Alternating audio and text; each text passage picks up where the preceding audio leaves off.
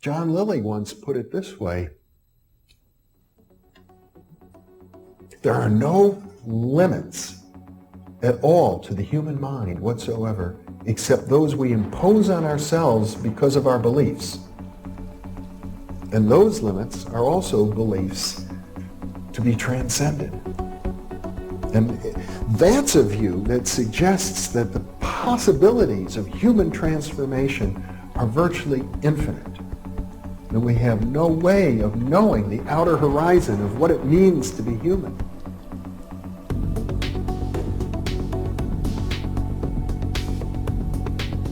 And really, to understand all this, everything, you have to go very, very deep into a study of history, consciousness, neurophysiology, everything. You have to be the supreme eclectic type of leaning, and you really have to be wanting to know who you are and what everything's about.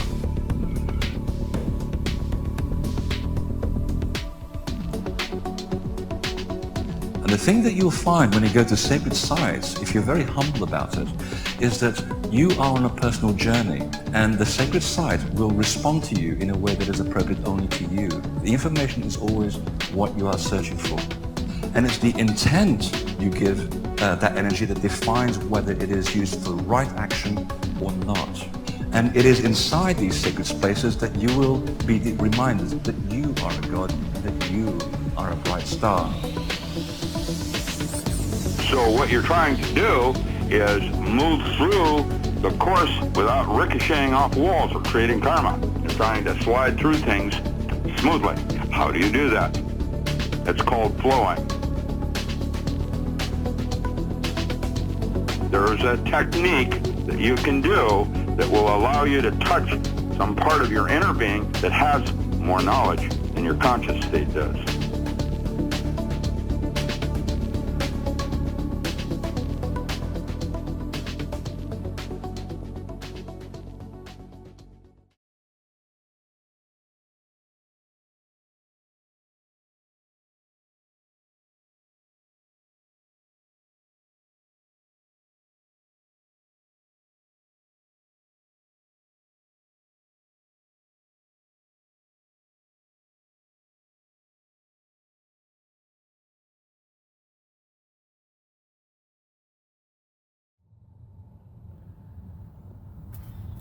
Hey guys, Andre Hodge, 7 of Truth, Infinite Potential Healing with you once more. Thank you for finding me and allowing me to be a part of your journey. I hope you're doing well. I hope you've had an awesome Lionsgate period, and in spite of everything going on, you're feeling stronger, clearer, more aware than ever before. If you've been across the Earth Mother pranic healings that I've been doing, I hope you've gotten something from them. It's been very interesting. I did the 4th one this previous weekend.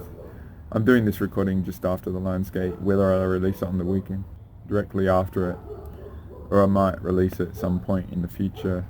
We'll see what happens after this. I've just got a really nice sunny day. We've got a bit of weather coming. Might be a bit hard to do this recording, so yeah, it's a really beautiful day here. I hope you're having an awesome day your end. Also, I spent 9 hours on my Thursday the 4th of August creating a version 2 of my Infinite Potential soul contract revocation based on all the stuff I've acquired over mainly the last year, and unlearning what I've learned and integrating a lot of what I've gained and stuff. That's available on my Access to Me page at the top. Links are always below and stuff. So I invite you to go and explore it. It's if you've been thorough with me and my material over the last year or however long, particularly the Amplifying the Echoes of Our Soul's Ancient Truth series, I wouldn't say stuff the way I do it in a public way, and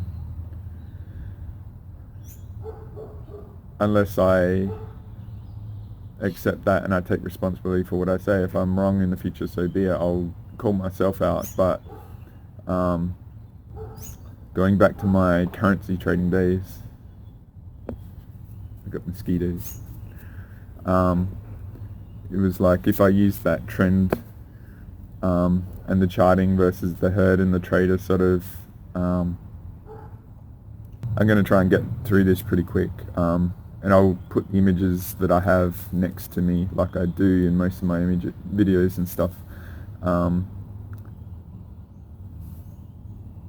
The way I'm choosing top right now is I'm leading from an information perspective of what I get and offer.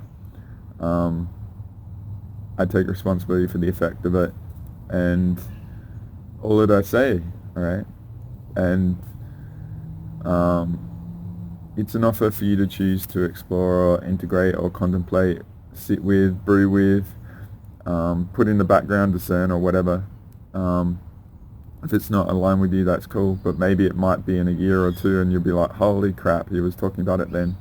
So a lot of the times when I do processing stuff, I have a variable in the background that just processes and simmers with stuff, and if it fits in as like a puzzle piece component, I've shown that algorithm image quite a few times, and I'll probably put it here next to it. Just because it might be the unknown, I invite you to contemplate it and see what happens. Because if I share that foundation of truth versus falsehood perspective, and I've talked about consciousness Tetris in the past, yeah, it might be very fascinating what gets revealed for you, and next level sort of consciousness Tetris and stuff. So today, getting into this, I'm wanting to offer a psychic defense sort of perspective, show, release, because I've had this variable come up, and with the way things are and stuff, I think it will be of great benefit to a lot of you that think you're vulnerable and not safe, and there's huge unknowns going on, and maybe some of the stuff I've spoken about has freaked you out and made you even more uncertain about things. Just recognize your emotional mastery. Don't go into those unknown uncertainty variables that might expose your field and stuff like that. Just realize the reaction energetically relative to your emotions and how new information can affect you. There's a very interesting thing, like subtle difference between lack and humbleness, and with the vastness of the infrastructure and all that stuff going on, there can be a reactional emotional state of going into lack, thinking we're insignificant and stuff like that, and that's a valid exploration. I mean, I always talk about experience is the key to wisdom, so you go into that and you feel like it, but just realize how many things in your past you didn't know that you endured and overcame, and all that's going on is new levels of awareness. So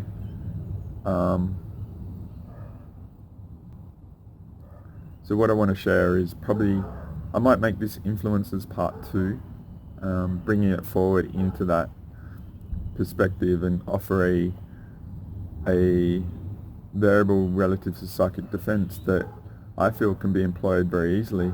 It was a cool experience when I was in Sydney, and I haven't shared this, and obviously the reason why I'm sharing my own perspectives on my own and talking as long as I do, I've had a lot to share, and I've put myself out there over the years, and not a lot of this content or the mechanics or anything like that has ever even been approached, and I feel I do have a lot of perspectives that will be of benefit to people. So that's why I'm just doing these on my own, and it was never really something I wanted to do, but it was a byproduct of exploring everything else.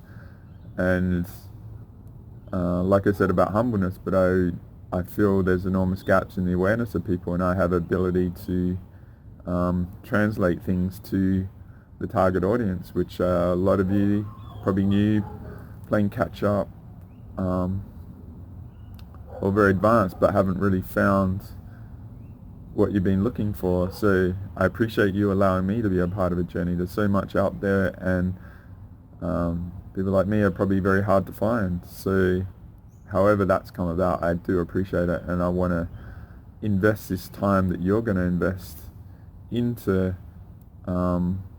exploring me as something that you'll gain something from. Right? So the reason why I'm doing this now is those of you that are governed by truth and have the courage to integrate sort of the stuff I offer and accept it. To me, the consciousness Tetris is, and the expansion of awareness is a byproduct of that. And what I've felt, I have my own mechanics of what I'm aware of. Some of the things are really epic compared to others. Some of the things I can't do compared to others. When you get to a certain level, we're all unique. That's why I say the Galactic Special Forces stuff and the missions, because the metaphor of the SAS is they're individuals that have overlapping skills, but they're uniquely strong in their own talents that form a very, very cool unit that gets outcomes that are desired, whether it's in that realm or not. It's just a very cool metaphor. And what happens is, there's growing up in Australia, it was really interesting because I don't know what it was like for you, but we all, like the unique aspects of us,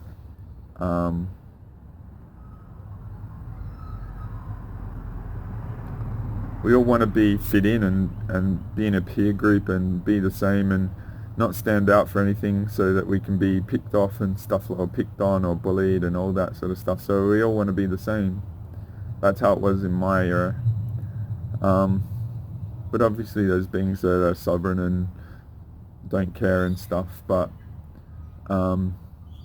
what happens is, say when, this is how I was when I was a developer, I was trying to find like-minded people and stuff like that. And obviously it's only really recently where I really massively self-accepted myself, like I said about like the sabotage and stuff. We've all been sabotaged, alright, if you're into this stuff. And all of us have been used against each other and all that sort of stuff. I think we're starting to really comprehend that there's I've always had this analogy that, we're at a beach, there's little waves and we're playing, there might be 6-foot waves or whatever at the beach, and they're enough to distract us, but on the horizon is a big tsunami. And I've always been looking at the horizon of what WTF is that, and that's the thing to focus on. I just thought everyone else was worried about it, but I realized like they weren't even perceiving it. And I guess the reality how we are is the aftermath of that. And from a metaphoric perspective, and there can be other tsunamis and bigger stuff going on and stuff, but so the metaphor I'm saying of the sabotage is it's to distract us from that big tsunami, and a lot of people have been caught up in the waves of their individual lives and not even aware that there's something bigger on the horizon. So my attitude is I'm tough in what I say and I'm demanding, but I put the demands high on myself as well to generate the excellence and the outcomes and stuff, and the relentless self-expansion that I and probably you are, and it seems very few other people also do that. And I've talked about my meditation and stuff in the past, and when I went there it was like people just go for a 20-minute break from their world, and they go back to their chaos of their lives and stuff. To me it was like, I'm going to integrate this as a foundation component and build upon it, because meditation to me has been an aspect of the emotional mastery, to be able to perceive all the things going on accurately relative to all the data and exploration. And even like exploring teachers and stuff like that, it helps to identify the judgments because you perceive them, and or the issues that you see in yourself that they're talking about, or the information that is challenging a preconception that you have to let go and integrate, and then there's an energetic investment into the change. I did the foundational components relative to the life force investment of change, and most people don't have the life force to change, let alone survive this reality. So you wonder why other people are doing what they're doing and all that sort of stuff. So then it becomes a very individual path, and looking for peers and all that sort of stuff, looking for like-minded individuals or all that sort of stuff. And all across my journey, the aspect of psychic defense that I learnt very early on has been an ally,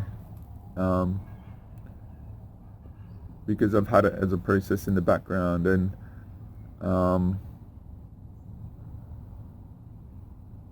my strategy in operating is, and I've said this a lot, I don't try and defend stuff. I don't try and put up a barrier to create an isolation field for me, to avoid all the stuff that I don't know that's out there that can affect me. The reality is there's so much out there that can affect you.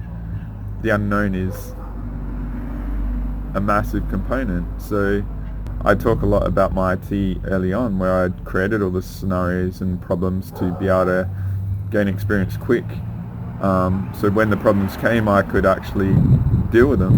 What I found that was a very inefficient way to develop, because not all the problems happen, and the problems that happen are very unpredictable, like the reality. So what you have to do is come to a appreciation of reacting to it at the moment and mastering it no matter what. So I mean, as I'll share here, I do have an aspect of psychic defense, but I'm not so focused on avoiding the consequences of its violation. I've always focused on the variables that I can master. And so being fit, eating healthy, the emotional mastery, doing things like meditation, doing extensive healing, and now developing my own abilities that I can heal myself and all the components I do. And I've been doing a lot of healing lately, more than I've ever done on myself. You master the variables that you can, so the variables that you can't are easy to mitigate and deal with. So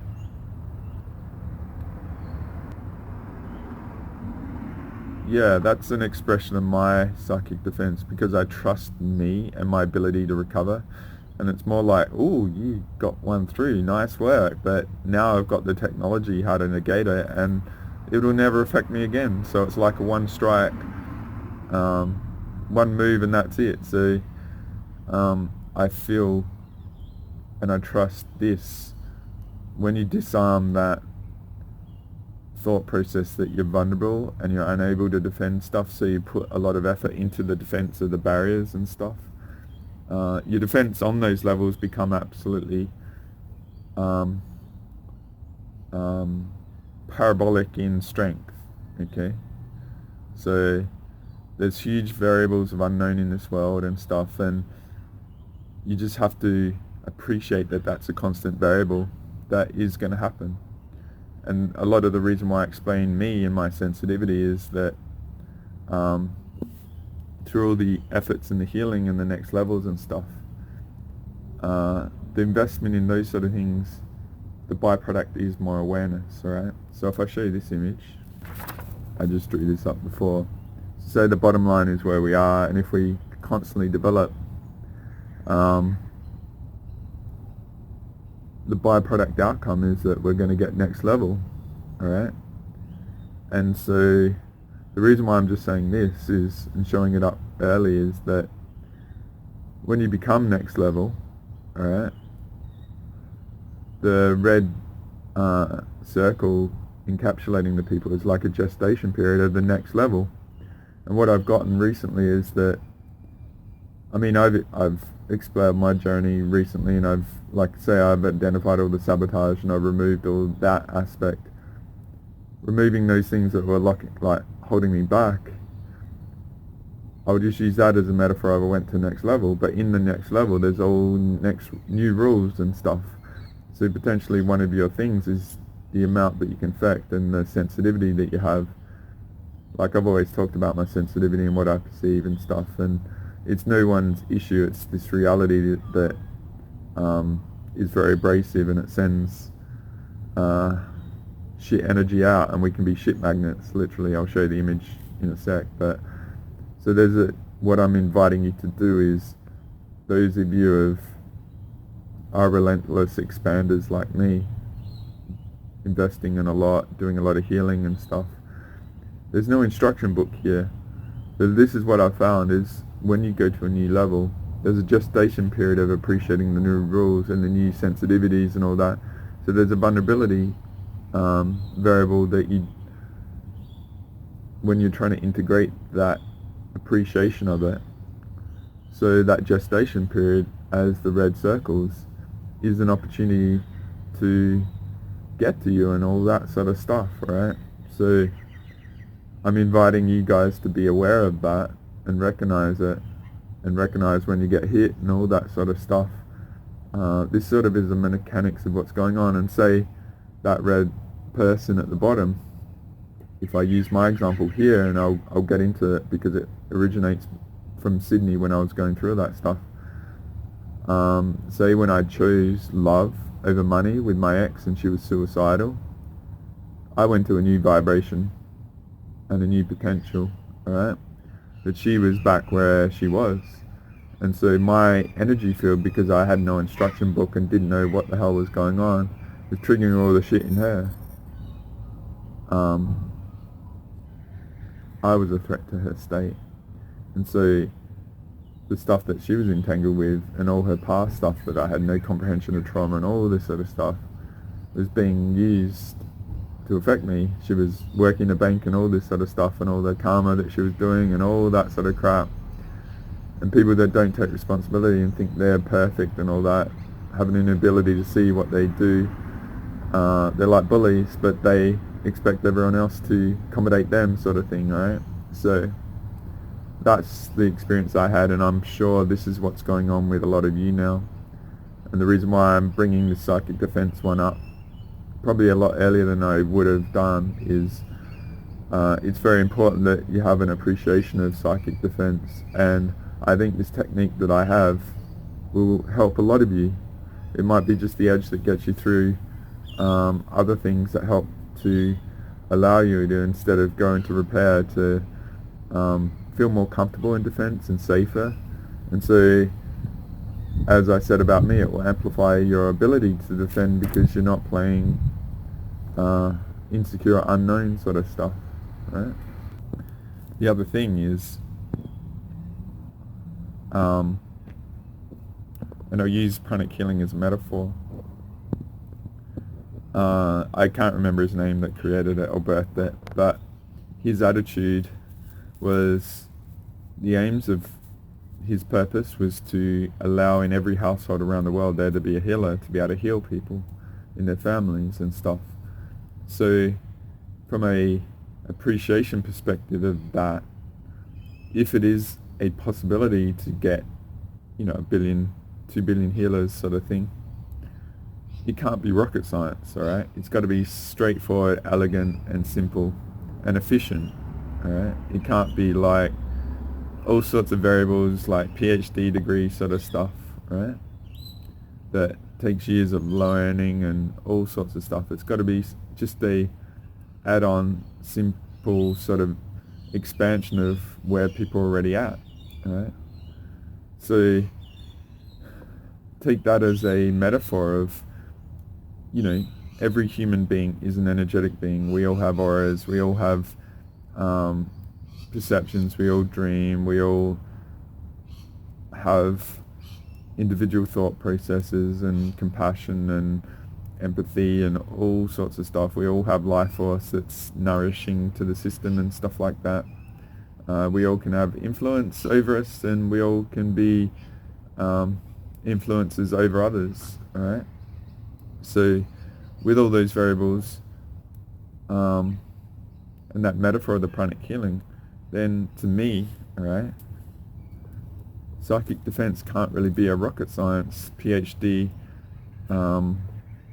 doctorate degree of accumulating knowledge. It's actually got to be simple and elegant and efficient, that the vast majority of people can integrate and contemplate and appreciate, to embrace in the attitudes and expression of who they are as an energetic being, multidimensional being, having a human experience on Earth now. So I've always appreciated that. It's like, because I come from a professional IT aspect where I was in a consulting sort of space where companies would hire experts to come in and fix their stuff rather than have people internally, because it was more efficient financially to do that. And so I had a manager that would delegate me to jobs and responsibilities. So I had to go into unfamiliar environments with all different variables potentially that I wasn't familiar with, to be able to resolve whatever problems and solutions that were needed. And so I feel very fortunate that I worked in the unknown. You know what I mean? It's what I was paid well to go in and deal with. So because of that background, I feel very, I have a bit of an advantage, because it was who I was for many, many years. So going into that unknown variables and stuff, you had to trust yourself, and you had to own what you knew and embody it in an unfamiliar environment. A lot of people, they don't really realize that the wisdom of their expression of experience and stuff can be employed such as that, right? We've all got unique experiences and journeys and situations that we've been in, that we've probably employed all this and we don't even know it.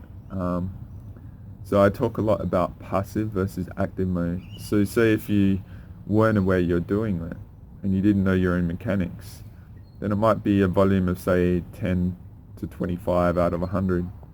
But if you accept that you can do it, and you know that you are, even though you might not have all the verification and stuff, you can do trial and error and all that sort of stuff, then what you can do is, by accepting that you are able to do this, because it isn't rocket science, and you're not the exclusive one that can't do it, you just have to trust yourself that the mechanics work, and then employ it and get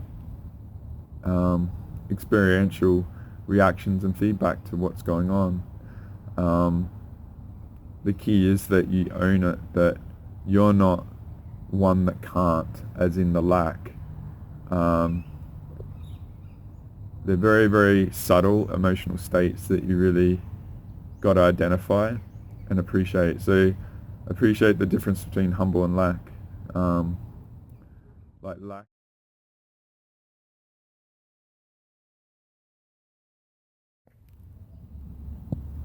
Hey guys, I'm just doing a quick insert because I think I can do a better example relative to this theme on humble versus lack. Just see that humble sort of has a harmonious sort of appreciation of all things going on. So, and lack may have a gap, right? So say, see from an energetic equation that a lack might be seeking something external, right? So, yeah, I'll just show you this image. So imagine humble is the complete energetic defense, right? And lack has a vulnerability, whether it's emotional, influence, or all that sort of stuff. So I just want to, there's much more I can go into those sort of things. But just to see the relationship between your energy field, defense, and emotional state. The Emotional Mastery series is all about that, right? So just see that this is an aspect internally you can control that expresses and emulates a potential relationship to your energetic defense, right? So I hope this helps. I might do I'm still going through the editing of my video, and I may have other inserts later on, so enjoy. Alright, back to the main content.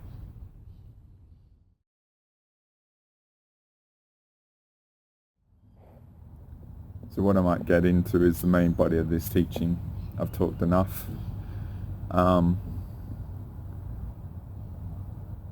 So if you've covered me quite a lot, I talk about my experience in my awakening, like I mentioned a bit earlier.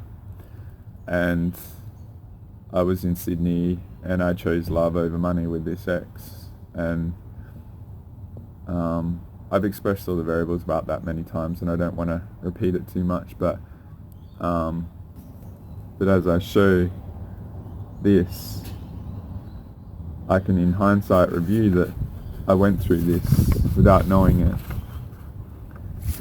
And in that new territory, that the rules were very different, I realized I didn't know anything, and I was also getting into what she was doing was sabotaging my work at a high level. I was senior system engineer and I just couldn't go to work because she would kick me out and I'd have to sleep on the street the night before a big project, and it was just like almost poetic that significant moments in my jobs she would sabotage and set me up for failure.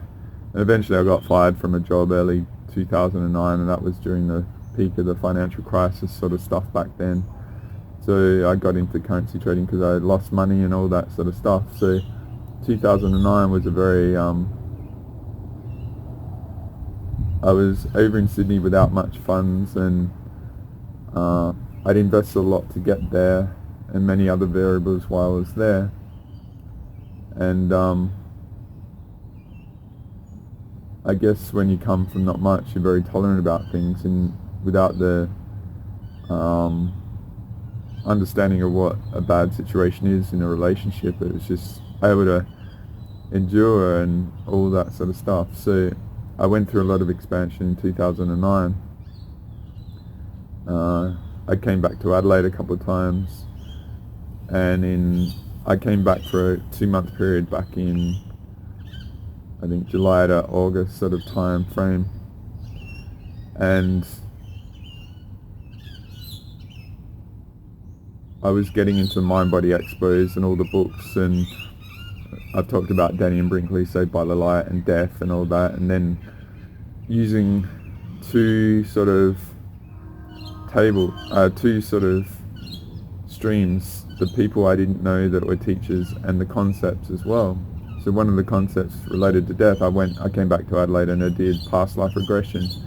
That was really cool. I experienced a death and I felt freedom from the body, which is just so amazing. And I talk about that in The Misconception of Death and Therefore Existence Itself, one of the multi-dimensional method of 3D madness videos, because you overcome your fear of a lot of the subtle fears that people have that they don't realize. So I was going through this and very expansion and stuff, and living very humble and trying to do the right thing by everyone and being very gentle and naive and stuff. So this is really cool. So I got into the understanding of things like auras and stuff like that, right? And you go to the Mind Body Expos and they get you to hold things and they do the pictures with your auras and all that sort of stuff, and I just found everything interesting. I was like a sponge in awe of how much more there was to my universe and stuff. So there was this one day, there was one day, and I was living in this apartment block, and in Sydney there's a lot of apartment blocks and stuff, and big, lots of people and stuff, and it was a rubbish day. And I would do a lot of walking and processing and stuff, and I went out one day after rubbish, and what the apartment blocks over there would do would hire people to come in, do sort of maintenance and put the rubbish bins out and then put them in and all that sort of stuff. So this particular day I was out there and a guy was there, and being how I am, I offered to help him. Like the apartment block might have 40 or 50 bins, and it's a lot of work, and I just offered to help him. So I did a very selfless act, because trust me, a lot of people over in Sydney would never freaking offer to help with the bins in an apartment block, you know what I mean? It's not something many people do. It's not something people want to approach or deal with and stuff. And so I really, now, what I take a lot of notes and create potential links with people and catch up and all that sort of stuff. Back then I was just in the flow and naive and didn't know what was going on. So I don't remember, I sort of have a picture of what this guy looks like, but I definitely remember the chat because it was very cool. Alright. And so that selfless act opened up a next level of communication with this guy. And you see him, he was pretty rugged. A lot of those people are pretty physical, like built solid and rough looking and all that sort of stuff, and he probably wouldn't be someone you'd ever approach, right? But because I offered that assistance, I don't know what you're like now, but there's a lot of variables that are interesting with people, what they choose and innately do, and I guess this was one of them, a gracious act that opened up a next level of potential. We got into talking and stuff, and I talked about what's going on, and I was into all these things and spirituality and stuff like that, and doing my trading and all this sort of stuff, and understanding the world and the universe. And I think I would have talked about mind body expos with all these things up there and stuff, and he goes to me, those things that people hold that do the auras and stuff? I was like, yeah, I've never done one, blah blah blah. And he said, well, they don't work on me. And I was like, really? He's like, yeah, like a lot of the people that I go there, they don't like me at all. Right? And I was like, why is that? And I was like, oh, he's rough as guts and stuff. He said, I actually do fighting. I was like, okay.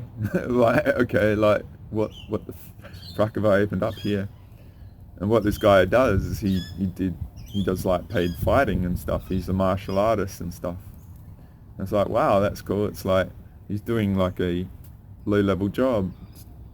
And he was telling me, and I was like, cool, dude. Like, I was just like, where did this come from? But then he said, I think he was like early 40s like me and stuff back then, a bit older, late 30s, 40s, and he said, yeah, but I went when I was younger, when I was late teens, 20s, to China to learn martial arts. And I was like, wow. He goes, yeah, I went to like Shaolin monk sort of place and all this, and went to the monasteries and learned martial arts there.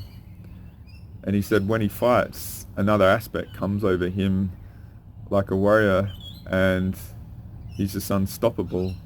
And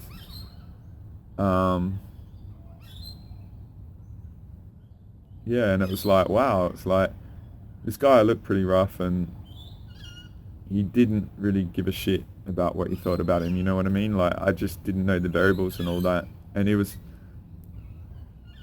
wasn't someone that would talk about this because there's no point. And not saying that I've done martial arts and stuff like that, but a lot of people go in angry and all that sort of stuff and wanting to kick ass and all this sort of shit. But what they do is they come out with an appreciation of life, of not being violent. And, like I talked about the meditation and all that, it helps. Like, an aspect of mastery is mastering how you are in scenarios to not be enticed into violence or anything like that. You know what I mean? The emotional mastery is absolute key to that. And so it was a very interesting conversation. So he said that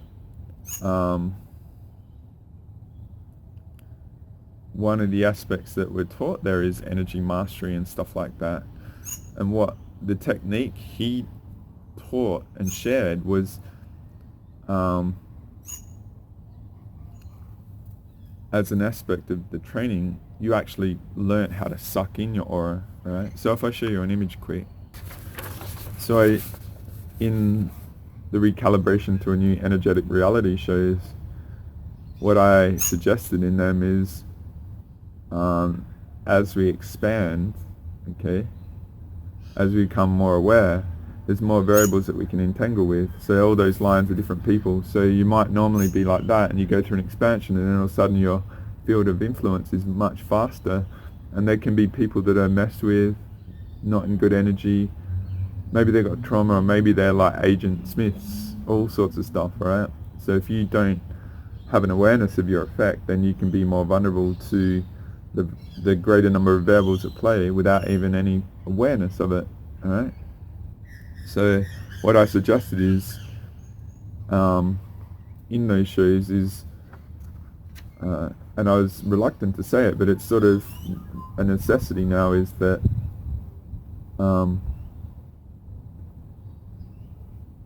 I've always taken about 20, it took me a long time to get to that point, but everything that I'm experiencing, after all the healing, I would have about 20% is me and 80% is external variables, right? And what I suggest in that is make it 5%, and more is not you. So if you can appreciate that mechanics, then you know it's not stuff that you're dealing with, it's external stuff. So when it's external, it's easy to clear and shed if you're able to do that. Or not. A lot of people don't even recognize the energy effects of others and all that sort of stuff. What I've invited is the experience and say the healings to give you feedback of what's going on, and once you get clear of it, you can feel different, and then you can go through the world, and the more experience you have, the more ability you can get to proactively defend no matter what, alright? And I feel like I'm in that space where I'm actually pushing back and negating all the effects on my field and all that. But I'm just inviting you to do this because the way the world is, and the vast number of people have no concept of energy hygiene or healing and all that, and you might just dip your toe in healing and stuff, but you're still a massive advantage over the majority, right? So the key is to actually recognize that there's a lot more stuff out there that might be affecting you now because you're upgrading your abilities, alright? So if I show you that other image, so if you go through these gestation periods and you don't know to that what's going on, then you can actually be vulnerable for a period, and there's nothing wrong with that. It's just, I'm just giving you the mechanics of what's going on, and you can see what happens, because when you're in new territory and you haven't accepted yourself, like you lack the perception that you aren't worthy enough to have perceptions or skill sets or talents, then that increases your level of vulnerability. And if you're humble is just not blocked off to all potentials. Lack cuts you off to them, alright? It's a very subtle difference, but it's significant, alright? So the reason why I'm talking about all these things is the proactive self-acceptance of possibilities is an ally into your defense, alright? So if I go back to another image, so this is just a quick image I drew, alright? You see, normally our auras has got all sorts of information and stuff, and it can be read and sensed and stuff. Like, it doesn't matter if you can't perceive auras and stuff. Some people I can and can't, and I'm not blocked to the potential that I'll get it in the future. I'm just not governed by needing to be like other people. I get my information by frequency, and what my body tells me about the frequency of people I'm entertaining in my field by any sort of communication and stuff. And it's really interesting because I'll go back to the other one. Even just like the last couple of weeks, like if I've gone up a level, if I even just contemplate someone through any state, I'm already picking up what's going on in them, and I'm not trying to invade or violate people and stuff. It's really interesting that, like I said about recognizing most of the stuff isn't you, then you can trust your core self. And that's where I talked about bringing the true soul essence through in the recent Earth Pranic Healing number 4, and anchor that so you can shed anything that's not that, because there's all these layers being inserted into us that we don't even know, like J-Seal stuff and Chaos Tech and all sorts of stuff going on, right? As I talked about in Echoes Part 6 relative to Chaos 19 and stuff, which I might show the image next to us. The more awareness you have, the more resistance there is, and the more potential there's stuff is going on. But it's always been there. All that's happening is your awareness of it and the sensitivities to it. It's not like you're more vulnerable. Just appreciate that your awareness is becoming clearer, right? And it's more obvious, and you're self-accepting yourself. And so if you do that and you be humble, because you know there's infinite levels, all right?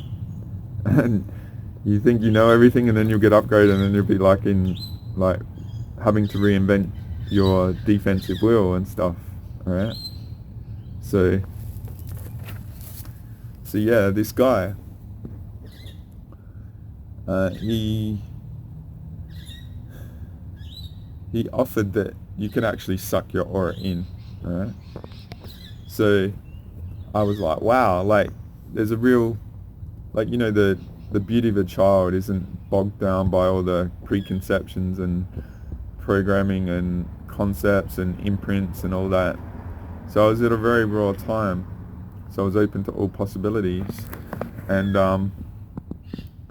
so to me, having a teacher reveal that sort of stuff, it meant that it was a possibility. And I guess I've been more open to things because of what I did in the IT sort of field and stuff and solutions. And I've always been able to detect authenticity and truth in people. And like this guy, no one would probably really accept him. And perhaps he had a little bit of ego wanting to show off and stuff. I don't think that was there, because it was very, very humble. Like, he just moved in like harmonic flow, like, you know, like Tai Chi and all he was doing and stuff. He was very solid, but very kind and gentle. I could tell he had another side that you didn't want to frack with, but to me what I'm saying is that unexpected, generous act birthed wisdom in, like, a teaching that I would never have got, alright? I've never heard this sort of stuff ever, alright? So how do you do that? How do you suck your aura in and stuff? Just remember the multi-dimensional energetic concepts aren't reliant anything on the 3D, alright? But I talk about emotional mastery, and so I'll show you the image that I showed before quick. So, say if your aura is normal, alright? So let's just explore that this is a concept, is a possibility, alright? So normally we've got all the colours and stuff, and I've only got a couple of colours and that. But say there's red and there's green and there's all the other different variables and stuff, and the little bits of like green and stuff in the aura is data, alright? You can acquire like shit energy and stuff like that, but let's just say it's data, alright, that can be perceived. And so that red being is someone that's observing you, and all the information is being broadcast, so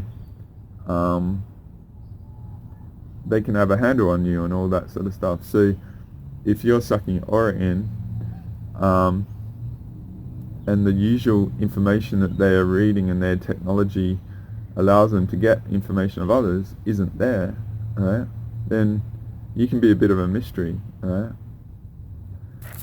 So I'll just say this here now.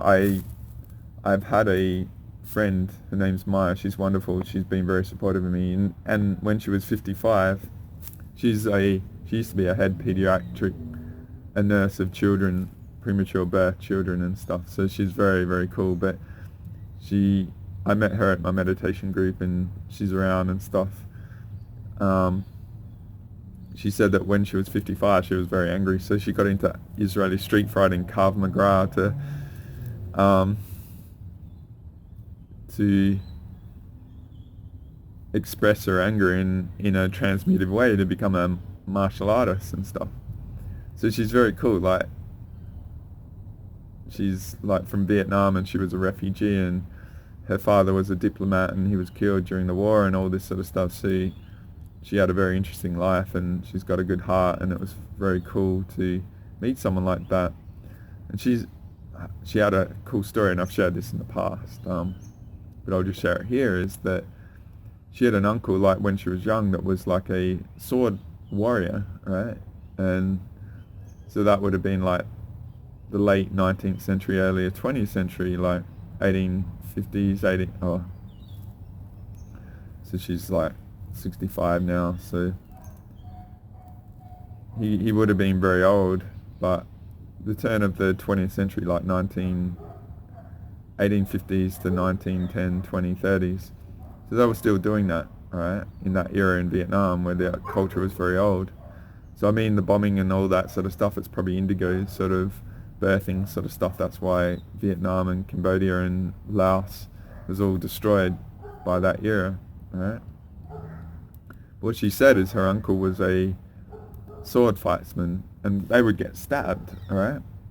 And the way they operated is they couldn't go to war if they had had intimacy 30 days prior, because the sexual energy of men could be redeployed to, so if they got stabbed, all right, they could repair in real time. The body technology would allow that, all right? So the reason why I just say that is that as a concept today is not there, right? This is someone I know that was, very authentic and talking about an era of the culture that was destroyed and all that sort of stuff that was common knowledge, you know what I mean? So the reason why I say that relative to auras and this guy that was a martial art expert, how we are now does not represent how we haven't been in the past. My attitude is we're so grinded down now on the perception level. In the past, perceptions were normal. Like, say, you see royals or hierarchies that have crowns and stuff. They've got materialistic crowns that have value. Well, my attitude in the past is leaders could be identified by their aura. They would have a golden crown, all right? They didn't need a materialistic value component because the nature of a being was expressed and everyone could see their auras, all right? So you imagine, in ancient Chinese with all the warfare and all that sort of stuff, or like ninjas in Japan and all that, a lot of the Asian sort of martial arts sort of culture is that, say if you go into a fight or a war and you're displaying fear, if fear is red, you're emanating a red energy. So you're giving the data of your emotional state, all right? So the opposition can read you, and so they've got a edge over you in your expression because what you feel internally is being emanated and broadcast. So you imagine all the cultures back then, everyone could see everyone's aura. They would read everyone and see how they are and fix illnesses and all that sort of stuff, right? So a logical expression of defense is to learn to hide your aura, okay? So yeah, just see that in the past we were vastly more perceptive than we are now. We can easily say that. There wasn't technology and all that sort of stuff. Like, say, the Aboriginals, they have telepathic abilities with the song lines and all that sort of stuff. They've all got stuff in their codes and that. And if you watched my Earth Pranic Healing Part 4, there were some teachings in that are worth contemplating relative to what happened to the Native Americans and stuff, right?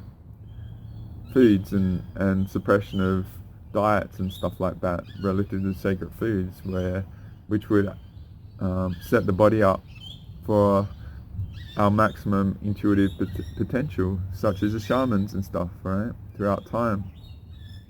So yeah, just appreciate that in our past, this is like kindergarten sort of stuff potentially, alright? And so the warriors would hide their aura as another level of their defense in embracing war, alright?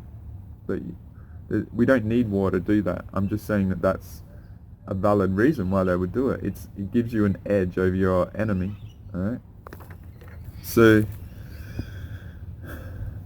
the reason why I'm showing this relative to the influences, I'll show you another image.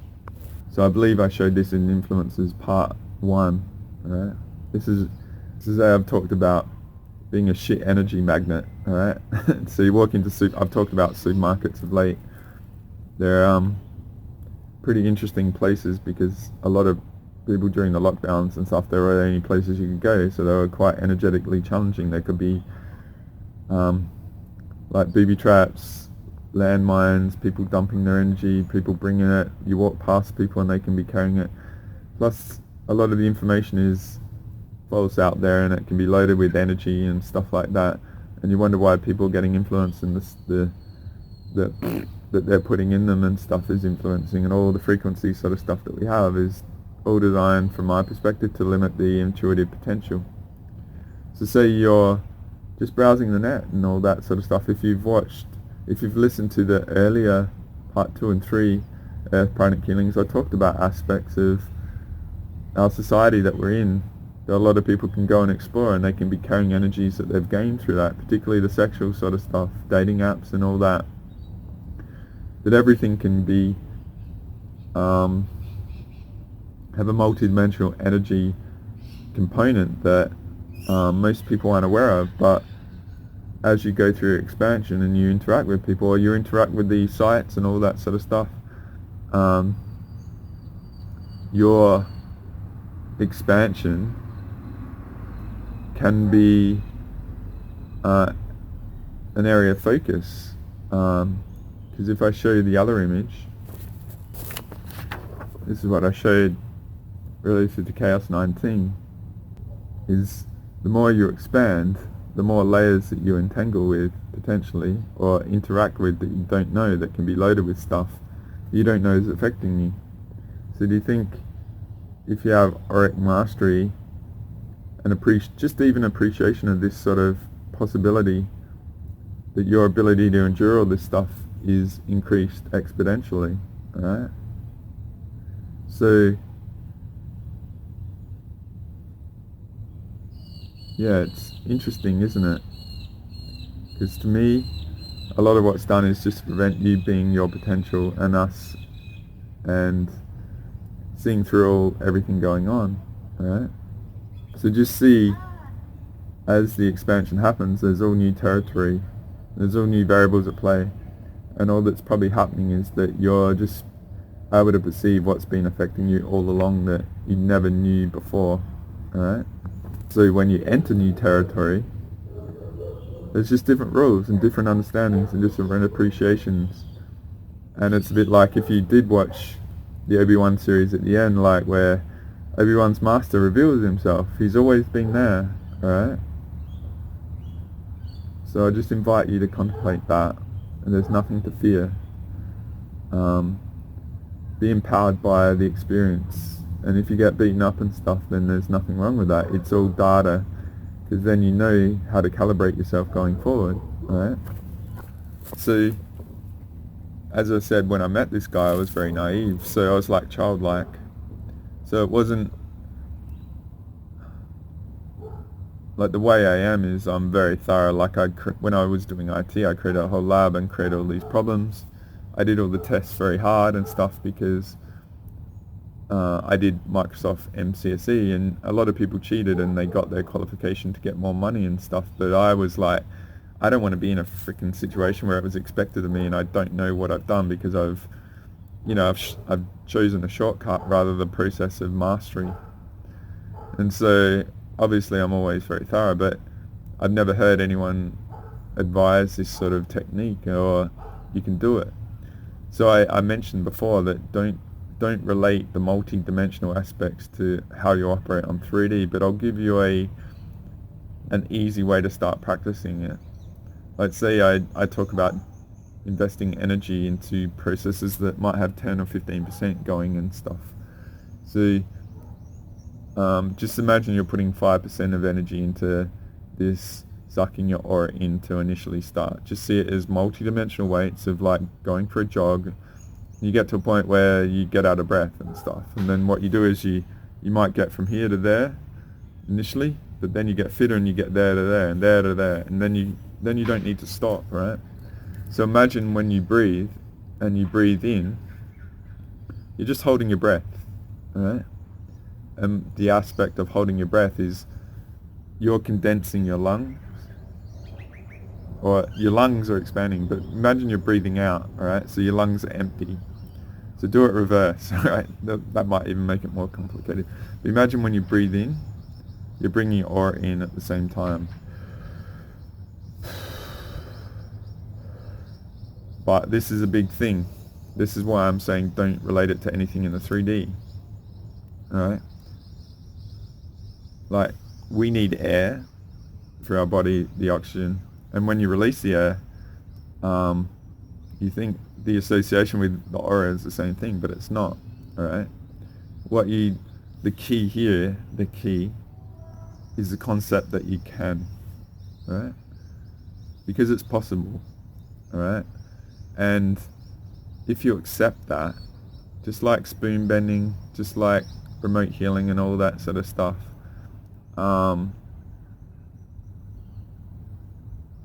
just observe why you more focus on the limits of why you don't think it's possible for you, such as I say between humble and lack. You know, these are all subtleties and stuff like that, and what that might reveal is aspects that warrant exploration in themselves. So if I show you another image, so this is an image I showed in part 1 relative to stuff that can be inserted in people that can create polarity, alright? But just imagine, like, just contemplate that mechanics and sit with it for a while and just see what comes up, why you wouldn't allow yourself to accept that you can actually defend yourself in such a simple way, alright? Alright? What's all the programs, all the self-discernment and all those sort of things that come up that prevent you from accepting that this is a possibility for you, alright? And maybe go into each of them. If you got chips in you and stuff like that, they can be hard because they can be working on your mind and creating chaos and stuff. And as I said in a couple of the other videos about J-seals and stuff, right? So it's like wading through layers of chaos to get to the essence of who you are, alright? So just contemplate that. It's very interesting of how you can work on yourself internally, of why you don't allow it, alright? So say if you associate it with breathing, and so when you focus on it, just visualize that you're doing it, alright? Visualize that it's happened. A lot of people are like, oh, am I doing it? I can't see auras because I blah blah blah, I don't have the abilities and all this other variables that aren't relevant to it. If you accept your infinite potential that you can, why don't you allow yourself to trust that it is working first off? And maybe it isn't, alright? But the key is to open up that window of potential that you are, alright? Because those of us that do psychic defense, it's always a variable that we're consciously aware of in the background. It's not forgotten, alright? We just own our defense because it's required for navigating this world. Like I showed you with this and talking about supermarkets and all the energies other people can have and all the systems and that. The world is, as I say, abrasive, and that's why I do the pranic healing and clear out, and I say that the spleen is very potent and stuff. The reality is by design meant to be like this, to bog us down in all the crap energy that we can't be the potential that we are, alright? So we can relentlessly explore and integrate and then keep expanding and see through all the stuff, right? Awareness is the greatest threat, alright? And that's where I showed the other image. I've shown this in a few of the videos so far, but as the control drops, the chaos increases. So Do you think the system wants to be seen through, alright? And all their stuff that they're doing is exposed? Of course not. That's why the craziness is expanding, to harvest from the fewer people that are aware, alright? Because the energy cost is the same. As the volume reduces, the amount per individual is required to increase, and that's where it might catch a lot of other people in, and that's where all those shit energy sort of things are thrown at us to put us back into control and stuff. And if people don't heal and they don't understand the concept of energy hygiene and stuff, then they are vulnerable, alright? Because there's another image I want to show that I drew, and that's this one. And so, say if our nature is in the middle, and say if we want something other than for ourselves, then we can create the variable of the manifestation of what we don't want, right, in the blocks and stuff. So what I'm inviting you to contemplate is the self-acceptance manifestation of the possibilities of you have this ability in you, alright? It's just you haven't had the data of knowing that you could, alright? So say, what if you give yourself, I am doing this, it is working, and I don't feel like it's something external to me, because then you create the absence of it, alright? So then you can expand with it as a variable in play. And I just said, even if you don't see auras and you don't trust it, or you need someone else to validate it for you and all those sort of things, just drop that and just own the possibility that you can, because it is something that we used to do innately, alright? Just the instruction of the possibility is lost. So that data I gave you of it being a possibility means that you're aware of the concept and you can explore it if you want, alright? And you can own it if you want, alright? So why don't you drop the need to get validation and checking and all that sort of stuff and play with it. And this is where you can play with it, alright? So I've been proactively transparent, alright? For you to discern me and all that sort of stuff. And an aspect of me is I operate fully transparent, right? I say I wear my victories on my psychic sleeve so people that have the ability to perceive can read it. So an aspect of my defense is I'm not feared being seen because I operate from an authentic perspective, and I've got my own relentless expansion possibilities that I can embrace and all that sort of stuff.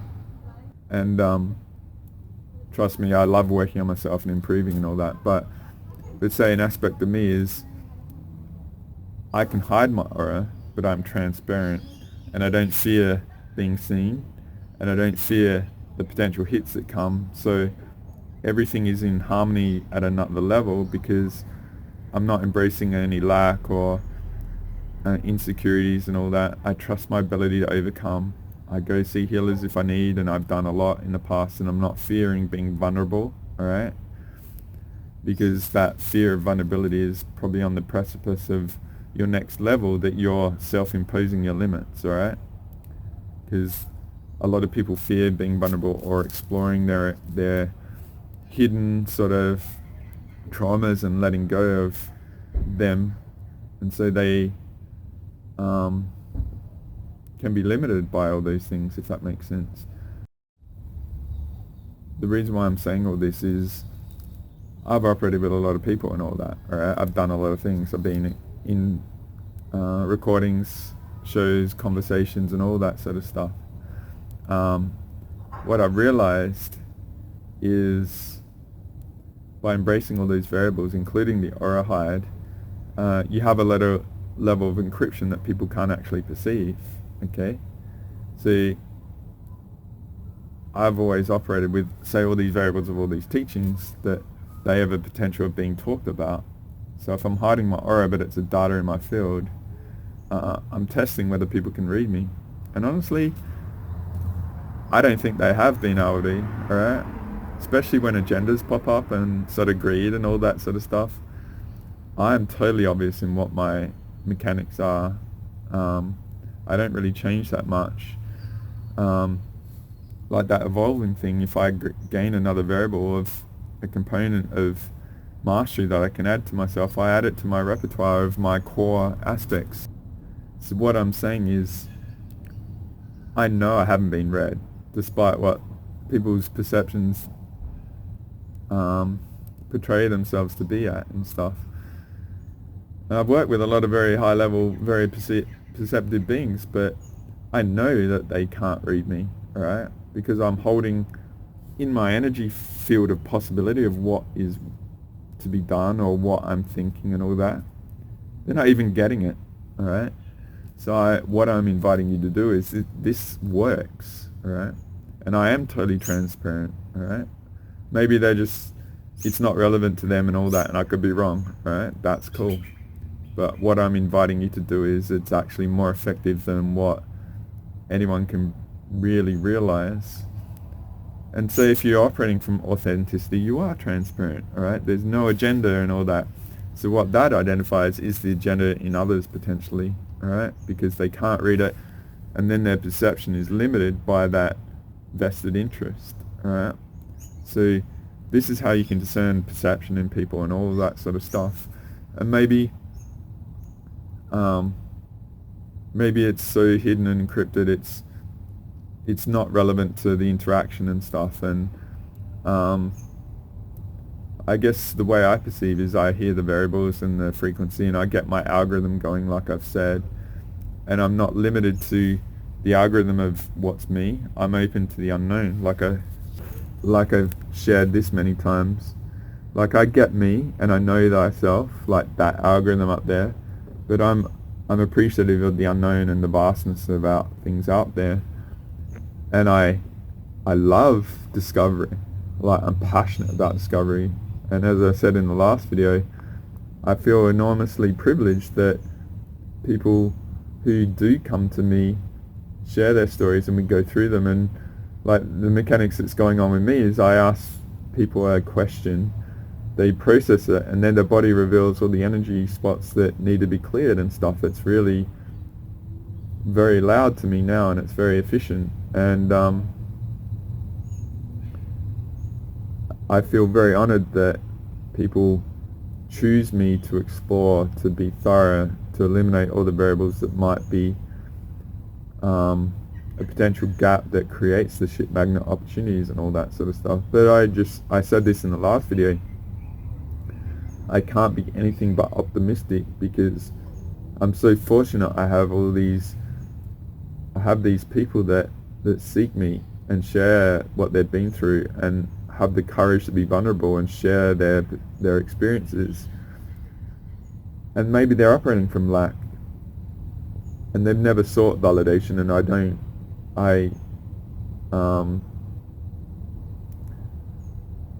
I'm very specific on being not a seeker of validation, but I offer it. I offer that recognition. Recognition and validation are two different things.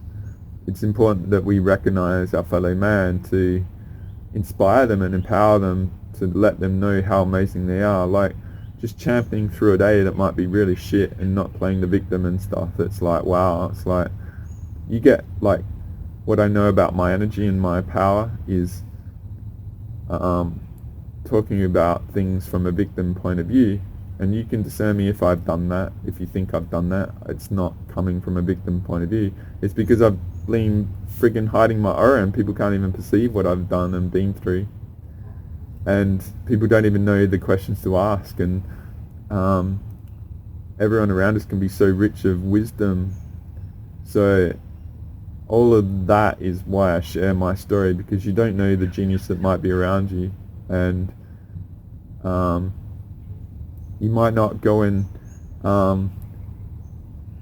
pull the bins in and inspire someone to want to share with you a freaking awesome bit of wisdom that you would never get unless you did a generous act to someone, like I said with the bin. Alright, so this is getting pretty long and stuff, and it's getting dark. It's been a nice day. It's getting pretty cold out, but yeah, I don't want to make the mechanics too hard or complicated, but I'm inviting your infinite potential. Alright, I'm inviting you that you can actually do this. I'm inviting you to contemplate that, like I said with the pranic healing, the person that birthed that into the world, his aim was to there be a healer in every household, to be able to heal every home and stuff. So a lot of these sort of techniques and possibilities, they're not rocket science. They're just more self-acceptance and self-trust and investing in the energy and the time of perhaps being thorough like a multidimensional muscle. But it also comes down to like dropping all the lack and disbelief in your ability to do all this stuff and that. And what you might want to do is just practice going to supermarkets. Try it. See what happens. Just measure how you feel before and after going in the supermarket. You might feel really depressed after going into them in the past, but this time you're feeling pretty good and clear. It's just those negative emotional states and stuff might be the subtle indicators of things going on. You know, not being able to feel level, all those sort of things. So I don't really want to even express any of them, but the emotional state you might be in might be a good indicator that something's influencing you. And so perhaps practicing this auric defense sort of technique is a way to shred all that crap in your field, right? But I strongly recommend being proactive on the energy hygiene and all those sort of techniques, because they will be an ally going forth as you relentlessly expand. So I'm just going to round it out now. I probably missed stuff and I'll offer it in the future videos and stuff. I hope this helps. I hope this is another ally in the repertoire of how freaking amazing and awesome you are. Just realize how few people know this, and I'm offering it now because I think a lot of you are going to go through relentless expansion as a byproduct of a lot of us being inspired and triggered and activated by what's going on, because it is pretty serious and it's not a joke. And a lot of people are going to be caught off guard, and a lot of people be looking to latch on to people, and you might be the strong anchor point in your region and people might swarm to you like a moth to flame. But I'm just inviting you to start embracing these sort of things now and practice them, and trust yourself that they are possible and they will be enormous allies to you going forth. So I just want to thank you for being you. I want to thank you for allowing me to be a part of your journey, and I hope this teaching is an enormous ally and you build trust in your own ability to endure and defend everything that's going to come and has come, and you've endured in the past that you don't even know. So thank you guys. This is Maximum Bradius with you once more, and until next time, lots of love. Andre out.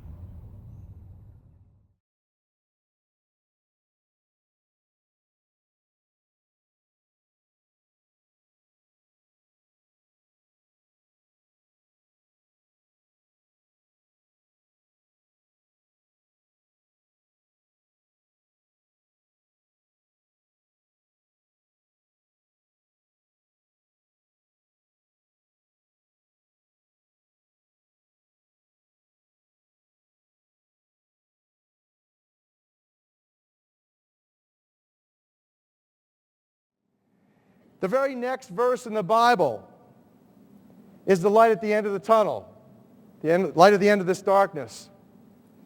It's about singing a new song. It's about 144,000 humble servants of the Creator coming together in the end times to sing a new song. 1 + 4 + 4 is 9. That's completion. That's like the fat lady sings in the spiritual domain.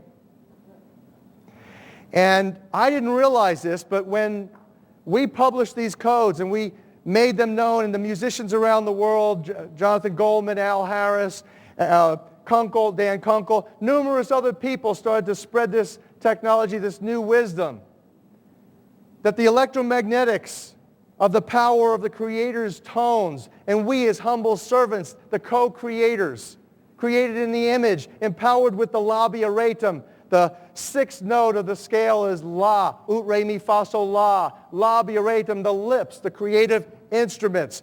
We're singing and playing the Creator's frequencies, connecting us completely to the universal energies, I didn't realize the wonder and the empowerment of that.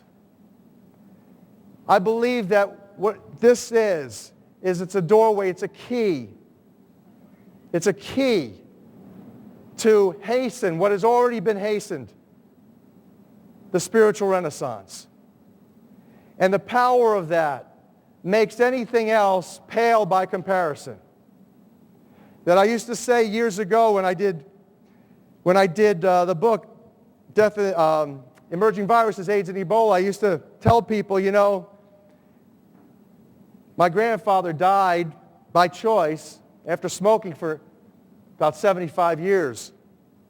And the lesson from that was, he was as a very spiritually pious man, if you become, like my grandfather, focused on service and love and giving thanks consistently to our great Creator, there won't be a Rockefeller, a Rothschild, or a Kissinger who will terminate you before your time. But what I didn't realize was that the blessing of the power was going out and uplifting us like, and this is my opinion, what the rapture really is. That we are being enraptured. We're being uplifted spiritually. That the book, interestingly enough, and I'm totally humbled, it is not me. I almost got left back in third grade. So I'm telling you the truth. I've simply been a humble servant, and if I don't listen, just like you, if I don't listen to the direction that I'm getting, I get whacked. Okay? So there's nothing special about me. But when I read the book of Revelation 3:6, and it talks about the angel from Philadelphia and the spirit of the angel from Philadelphia opening a doorway, a portal that no man can close. I'm from Philadelphia. And this information has opened up, in my humble opinion, a portal that is the portal, the premier portal to the cosmic consciousness. That if we simply, with love and thanks, it's real easy, continue to put out these frequencies and these sounds, that the spiritual renaissance will literally solve all the earth's problems. I say that because of this metaphor.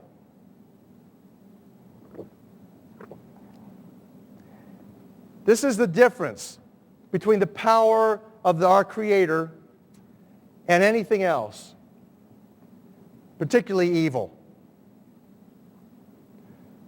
That you can go into a pitch black room full of evil, full of darkness, and light a little candle, and instantly that darkness flees.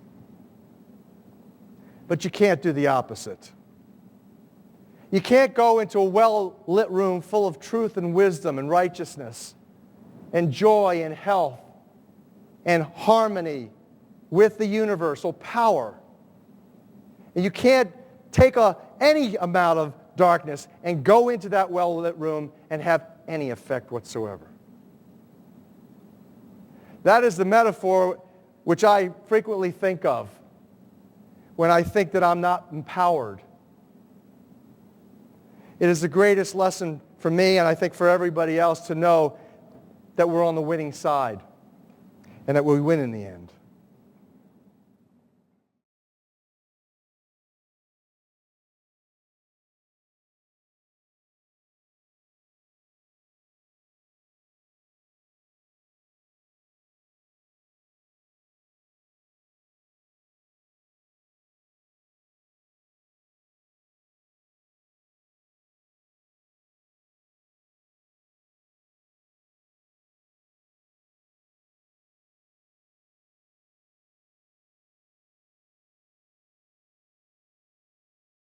John Lilly once put it this way: there are no limits at all to the human mind whatsoever, except those we impose on ourselves because of our beliefs.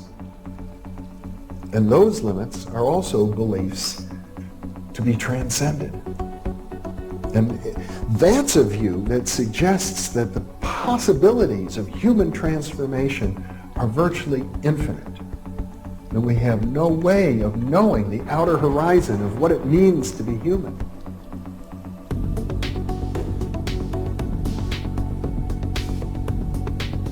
And really, to understand all this, everything, you have to go very, very deep into a study of history, consciousness, neurophysiology, everything. You have to be the supreme eclectic type of leaning, and you really have to be wanting to know who you are and what everything's about.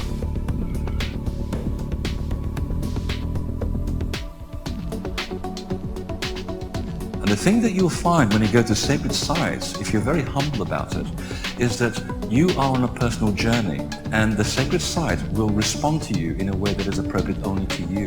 The information is always what you are searching for. And it's the intent you give that energy that defines whether it is used for right action or not.